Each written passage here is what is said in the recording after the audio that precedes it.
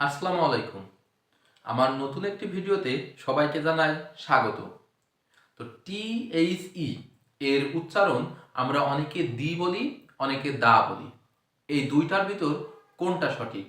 আমরা কেউ দি বলে থাকি, কেউ দা বলে থাকি। যার ফলে একজন আরেকজনকে ভুল মনে করি। এই দি সঠিক নাকি দা সঠিক নাকি দুইটাই সঠিক?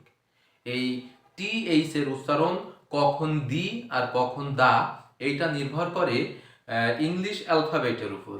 যদি THE এর পরে কনসোন্যান্ট থাকে তাহলে দা উচ্চারণ হবে, আর যদি THE এর পরে ভাওয়েল থাকে তাহলে দি উচ্চারণ হবে। যেমন THE কাউ, এই THE এর পরে কনসোন্যান্ট আছে, তাহলে এটা উচ্চারণ হবে দা, এটা হবে দা খাও।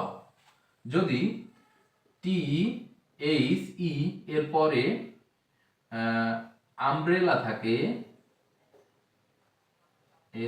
আমব্রেলা, THE এর পরে আছে ভাওয়েল, তাহলে এর উচ্চারণ হবে দি, এটা হবে দি আমব্রেলা।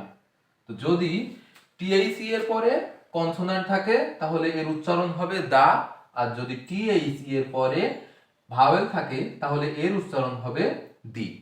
তো এই কাহিনীটা কে কে আগে থেকে জানতে কমেন্ট করে জানিয়ে দাও।